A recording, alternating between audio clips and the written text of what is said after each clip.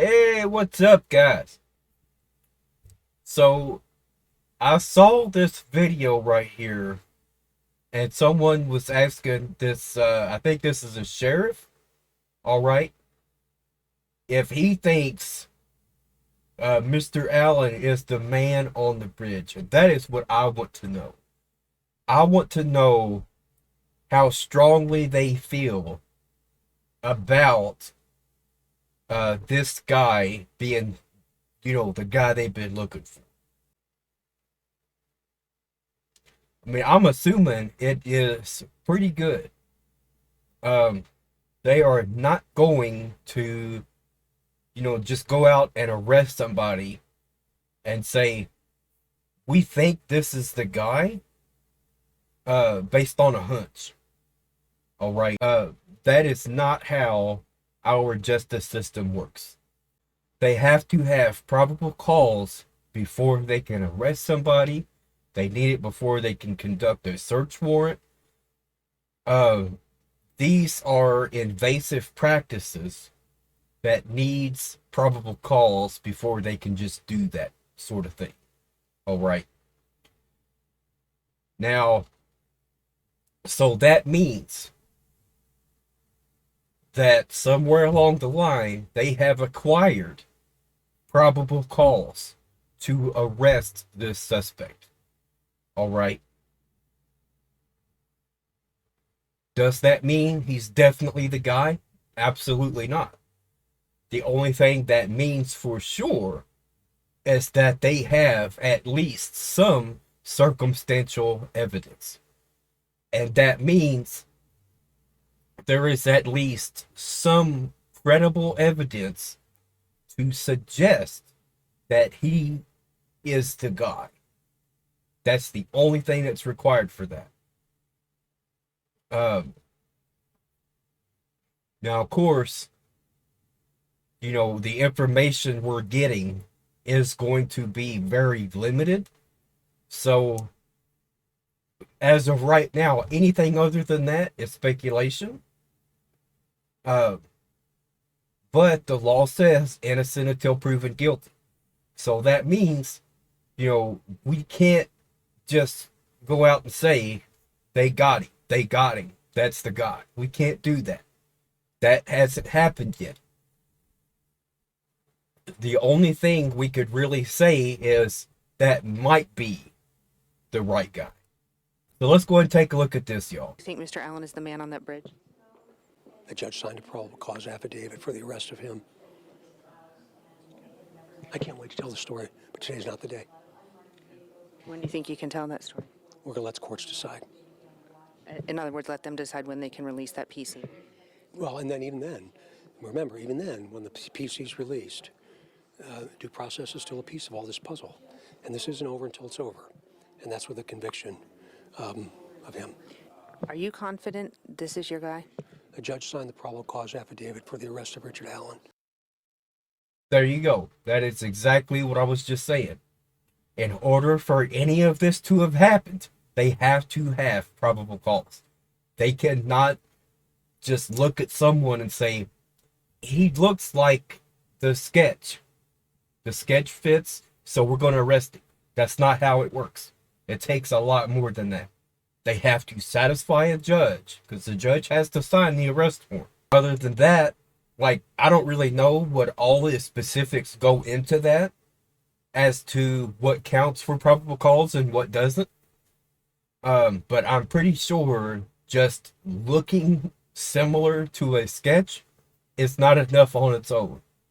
You need that, plus you need at least some other circumstantial evidence. All right. I'm hoping they have a lot of evidence. That's what I'm hoping. But like he said, we're not going to know any of the specifics yet. Now, the other question I have, I'm assuming this case is going to be televised, which I'm really loving the fact that most criminal cases are televised now. I think that is you know, a really good way to have a record set forth of the proceedings, you know, and everything that takes place in the courtroom. I absolutely love that. There's one question I have, though. So if it's televised, I think that means they probably should still keep some information out of the public view. Just in case, you know, he gets found not guilty and he walks because he's not the right guy.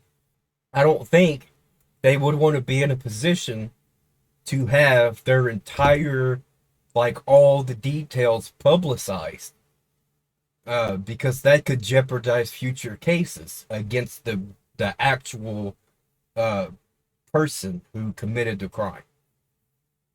So I'm thinking they might have, you know, some of the information guarded, you know, where they would have the cameras turned off and everything like that, going over certain issues. Now, I don't know if that's typical procedure to still have some critical details guarded. I would assume so. All right. For 2 counts of murder, yes. Do you think there are other people involved? I'm not going to go there. There's still speculation out there that investigators should still continue to look, even though he's passed away, at Ron Logan, where the bodies were found. We're going to keep doing what we've done until there's nothing left for us to do. Now, I really like the fact that they are saying we are still keeping the investigation going. We are not done investigating. And the reason being, if he gets convicted, you know, he may end up wanting to get a new trial. So he may take it up, you know, with an appeal and then say, well, as soon as they found me, they stopped looking for the right guy. That is something that a lot of, you know, people are going to say. All right. So the fact that they're making that clear, I think that is a great thing for them to be saying. And I hope, I hope this is the guy. As far as I'm willing to go and say, it looks very similar to the sketch. It really does, y'all. Libby German's family says the path to justice will be an uphill climb.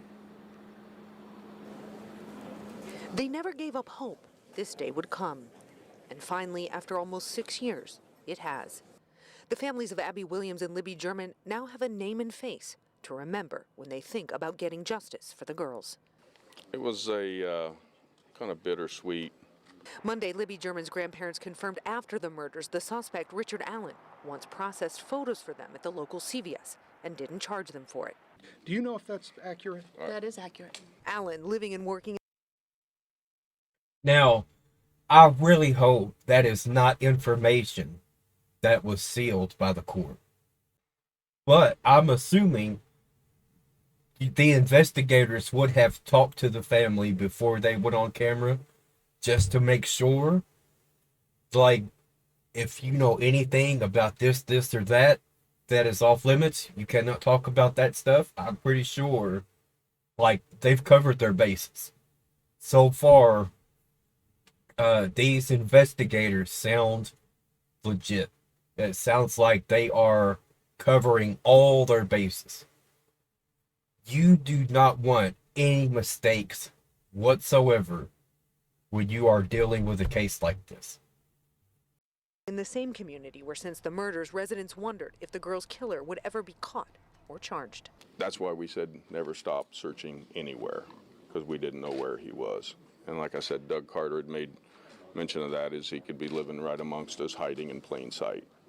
And that's what came. The work, though, not over, as investigators put out a call to the public for more tips, both about Allen and any other information that could lead them to others involved if that's the case. Every bit of information that's out there pertaining to this case, I want the investigative team to have that information.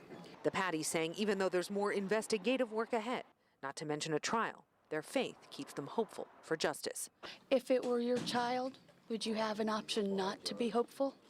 No, absolutely not. That's why we're hopeful. Hopeful and waiting for the time likely in court when they'll see Alan in person. Until then, Mike Patty choosing not to address the man now accused of killing his granddaughter Libby and her friend Abby. Yeah, I'll save those words when I see him face to face.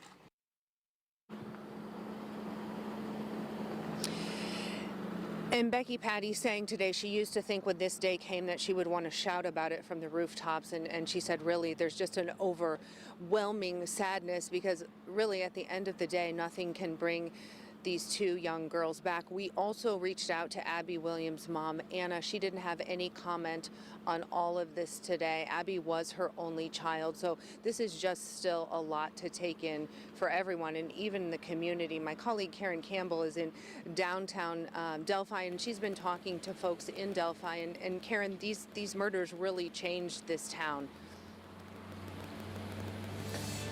Yeah, Emily, they flipped it upside down, right? If there was a word to describe the feeling here in Delphi, as I had a chance to walk around to, meet some of the business owners and, people here on the street, the word would be relief. Relief that finally, police have found the man who they believe is responsible for these. Possibly. And that is one thing that I've been noticing. A lot of these news anchors, they are walking a very fine line. They are getting very close to saying, this is the guy. And they really shouldn't do that. We can say that we're hopeful all day long, but saying that, he is the guy, that is something that should not be said. Okay? Because nobody knows that yet. The police and the investigators, they might know. Because they know a lot more than we do. So they may know this is definitely the guy. They may know that. We don't. So I would say they shouldn't make any assumptions whatsoever. All right. So, all right. That's it for now, y'all.